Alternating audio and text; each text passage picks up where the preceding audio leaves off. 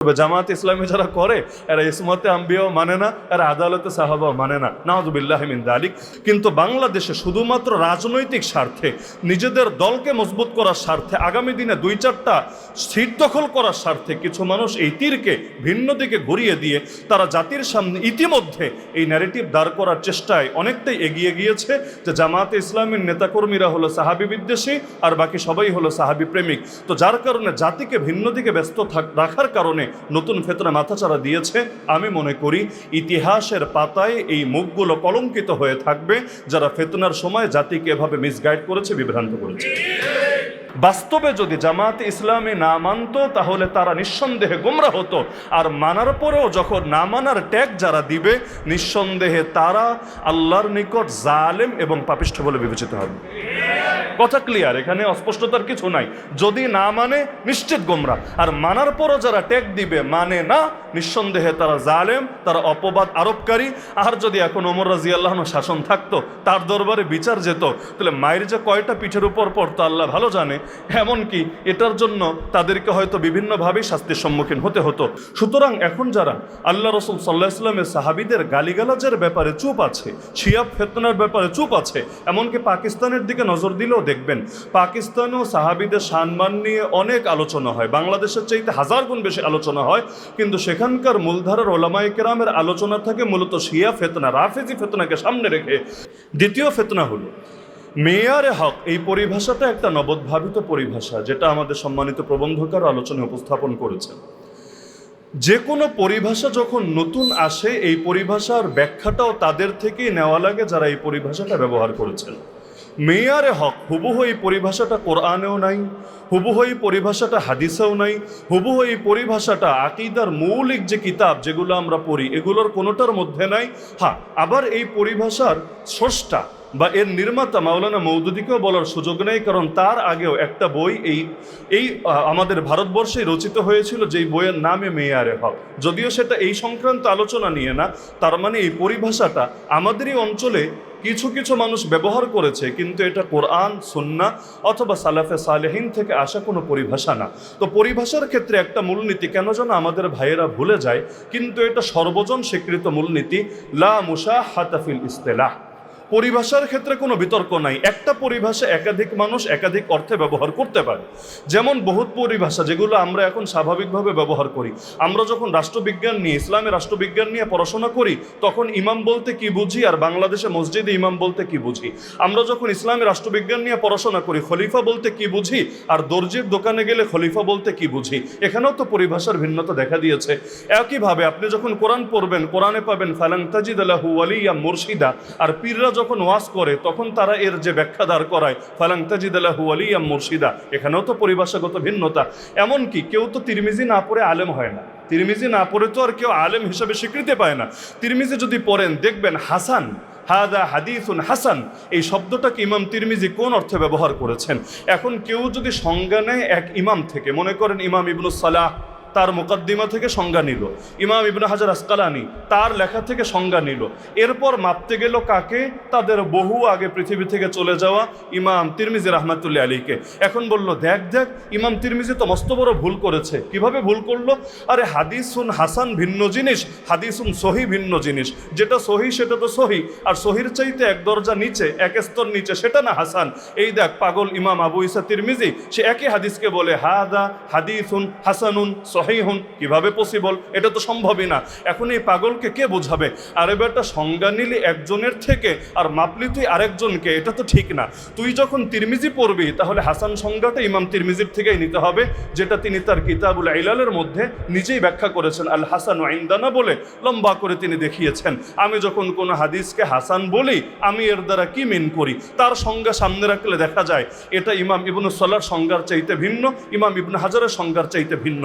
এই ভূমিকা আমাকে কেন টানতে হলো? এজন্য টানতে হলো, মেয়ারে হক বলতে আমাদের ওই ভাইয়েরা যেটা প্রমাণ করার চেষ্টা করেন, যেটা সাব্যস্ত করার চেষ্টা করেন, সেটাকে মাওলানা মওদুদি দূরের কথা কোনো একজন মুসলমান অস্বীকার করবে না। আর মাওলানা মওদুদি একমাত্র আল্লাহ রসুলকে এবং আল্লাহর কিতাবকে মেয়ারে হক বলার দ্বারা তিনি যে বার্তাটা দিতে চান, এর সঙ্গে গভীরভাবে দেখলে এরাও দ্বিমত করার কোনো সুযোগ পাবে না। তাহলে বিতর্ক কি নিয়ে? বিতর্ক হলো লাউ বলা হবে নাকি কদু বলা হবে এটা নিয়ে, ফিশ বলা হবে ইংলিশে না মাছ বলা হবে বাংলায় এটা নিয়ে। লাস্টে গিয়ে দেখা যায় যেই লাউ সেই কদু। যেমন এই ক্ষেত্রে অনেক ইলমি আলোচনা টানা যায় যে আসলে এই ক্ষেত্রে ইমামরা কি বুঝিয়েছেন বা এই অঞ্চলে আমাদের আকাবিররা কি বুঝিয়েছেন, কিন্তু সময় সংক্ষিপ্ততা সেটাতে যাচ্ছি না। বর্তমান সময়ে যেই কয়জন বেশি আক্রমণ চালানোর চেষ্টা করছেন এর মধ্যে একজন আমাদের মহব্বতের ভাই আছেন মাওলানা লুৎফুর রহমান ফরায়েজি। তার একটা ওয়েবসাইট আছে আহলে হক মিডিয়া, সার্চ করলে এখানেই পেয়ে যাবেন। সেখানে তার নামটা এখানে আমার টানা মুখ্য না, কিন্তু মেয়ারে হক বলতে কি বুঝান এটা দেখানোর জন্য টানতে হচ্ছে। আমি হুবহু কোট আনকোট করছি তিনি কি বুঝিয়েছেন বা এই ক্ষেত্রে তারা কি বুঝিয়ে থাকেন। স্পষ্ট শোনেন, সত্যের মাপকাঠি বলতে বোঝানো হয় যে সাহাবায়ে কেরামগণ হক এবং হক্কানিয়াত দিন ও ঈমানের ক্ষেত্রে যে মানদণ্ডে উত্তীর্ণ হয়েছে তা দ্বীনে হক বোঝার মানদণ্ড। তারা যেভাবে দ্বীনকে বুঝেছেন, যেভাবে দ্বীনকে পালন করেছেন, সেভাবেই উম্মতে মুসলিমা কিয়ামত পর্যন্ত তাদের অনুসরণে পালন করে যাবে। দ্বীনি কোনো বিষয় আসলে উক্ত বিষয়ে সাহাবিগণ কোন অর্থে বা কিভাবে তা করেছেন তা অনুসরণ করা উম্মতের জন্য সঠিক ও যথার্থ আমাদের মূল ভিত্তি হবে। তাহলে এটা নিয়ে কে দ্বিমত করবে?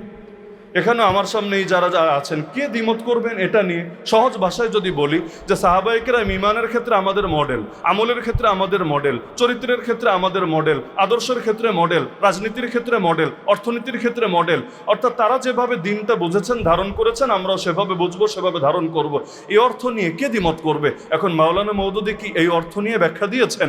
আরে বেটা, একবার কিতাবটা পড়ে দেখলেও তো হয়। তিনি নিজে তার জীবদ্দশাই ব্যাখ্যা করেছেন যে মেয়ারে হক বলতে আমরা কি বুঝাই।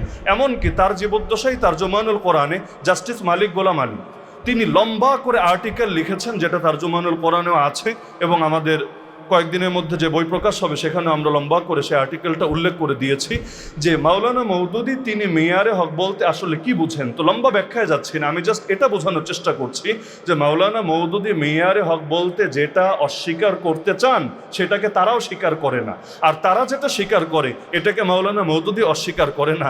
মাঝখানে যেটা হয় এটাকে বলে ইলমি ভাষায় ইখতিলাফে লফজি, বাংলায় হলো শাব্দিক বিতর্ক। অর্থাৎ শব্দ নিয়ে মারপেট চলছে, একজন এভাবে বলছে আর একজন ওভাবে বলছে, দিন শেষে মূল অর্থ এবং মূল মর্ম একই থাকছে। কিন্তু এটা যে তারা বোঝে না তা না, বোঝে ঠিকই, কিন্তু কেউ যদি ঘুমিয়ে থাকে তাকে জাগানো যায়, ঘুমের ভান ধরে পড়ে থাকলে তাকে জাগানোর কি উপায়? হ্যাঁ, কেউ বলতে পারে আপনি জামাত ইসলামীতে যোগদান করে মনে হয় কথা পাল্টিয়েছেন না। আরও বহু আগে যখন আমাদের সম্মানিত সভাপতি সাহেবের সাথে আমার আলোচনা হয়েছিল সেই সময়ও কিন্তু এই পয়েন্টটা আমি বলেছিলাম যে মেয়ারে হক বলতে আমরা কি বুঝাই। মেয়ারে হক বলতে বোঝাই যে ঈমান, আমল, আখলাক, আদর্শের ক্ষেত্রে সাহাবীরা আমাদের মডেল। বেশ, এটা নিয়ে কেউ দ্বিমত করবেন এবং তিনিও বলেছিলেন এই অর্থে তো কেউ দ্বিমত করার কথা না, এবং এই অর্থটা তো প্রত্যেকের নিকটই গ্রহণযোগ্য। বাকি থাকলো শাব্দিক বিতর্ক। তো ভাই, উম্মতের এই ক্রান্তিকালে শাব্দিক বিতর্কে লিপ্ত হয়ে এত দলাদলি করার উদাহরণ হবে হালাকু খানের তাতারি বাহিনী যখন বাগদাদের দ্বারপ্রান্তে, ওই সময় আলেমদের মূল ইখতিলাফ ছিল দুই মাসালা নিয়ে। এক নম্বর মাসালা হলো কাউয়ার গোশত, কাকের গোশত হালাল নাকি হারাম। দ্বিতীয় মাসালা ছিল, দ্বিতীয় ইখতিলাফি বিষয় ছিল, এক পৃথিবীতে এক সময় একাধিক খলিফা থাকা বৈধ নাকি এক সময় খলিফা একজনই হবে, দ্বিতীয় কেউ হওয়ার কোনো সুযোগ নাই। এই দুই মাসালা নিয়ে বিতর্ক করছিল এমন সময় যখন হালাকু খানের বাহিনী বাগদাদের দ্বারপ্রান্তে অবশেষে কয়েক কোটি মুসলমানকে হত্যা করলো এবং প্রথমবারের মতো খেলাফতের পতন ঘটালো। সুতরাং ভাইয়েরা, শাব্দিক বিতর্ক করতে চাইলে করেন, সমস্যা নাই, কিন্তু আগে বাংলার জমিনে ইসলামকে প্রতিষ্ঠা করেন, সেকুলার শক্তির পরাজয় ঘটান, এরপর ঠান্ডা মাথায় বসে বিতর্ক করা যাবে ইনশাআল্লাহ। আমার সর্বশেষ পয়েন্ট আজকের যেটা নিয়ে এখানেও আলোচনা হচ্ছিল, আদালতে সাহাবা, আমাদের শিরোনামের মধ্যেই যেটা আছে। আদালতে সাহাবার ক্ষেত্রে আমার বক্তব্য হচ্ছে, আদালতে সাহাবা একটা ইজমাই পরিভাষা, সর্বসম্মত পরিভাষা। এটা নিয়ে হকপন্থীদের কেউ দ্বিমত করার কোনো সুযোগ নাই। হ্যাঁ, এটা নিয়ে দ্বিমত করেছেন কারা, যেটার আলোচনা আমাদের সম্মানিত ডক্টর সাহেব তিনি আলোচনা এনেছেন, শিরদিমাতুন কালিলা, এমন কিছু ক্ষুদ্র দল যাদের কোনো গ্রহণযোগ্যতাই নেই, যাদের কোনো মুসলিম সমাজের মধ্যে কোনো ভিত্তিই নাই। হকপন্থী কোনো ধারার কোনো মানুষ আল্লাহ রসুল সাল্লাহ ইসলামের সাহাবীদেরকে আদেল মানার ক্ষেত্রে, ন্যায়পরায়ণ মানার ক্ষেত্রে দ্বিমত করে নাই, করার সুযোগও নাই। কারণ তাদের আদালত না মানলে কোরআন মানবে কিভাবে, তাদের আদালত না মানলে সুন্নাহ মানবে কিভাবে, তাদের আদালত না মানলে দ্বীনের ফাহাম, দ্বীনের বুঝ নেবে কিভাবে। সুতরাং যারাই ইসলামকে ওন করে, ধারণ করে, তারা সকলেই আল্লাহ রসুল সাল্লাহ ইসলামের সাহাবীদেরকে আদেল হিসাবে মানে। তাহলে এখানেও ঝামেলা হয়েছে কোথায়? ওই যে বললাম, ঝামেলা হয়েছে সংজ্ঞায়।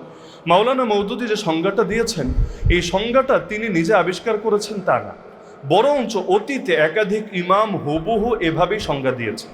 আদালতে সাহাবার তিনি উর্দুতে যেভাবে, আদালতে সাহাবার মানে কি তিনি উর্দুতে যেভাবে উপস্থাপন করেছেন, সময় নেই, না হলে আমি একদম উদাহরণস্বরূপ দেখিয়ে দিতাম যে অমুক ইমাম তমুক ইমাম তমুক ইমাম আরবিতে হুবহু এই বাক্যেই সংজ্ঞাটা দিয়েছেন। সংজ্ঞাটা তার নতুন আবিষ্কার করা না। হ্যাঁ, এই অঞ্চলের ওলামায়ে কেরাম যারা আছেন তারা হয়তো কেউ কেউ সংজ্ঞাটা ভিন্নভাবে দেন।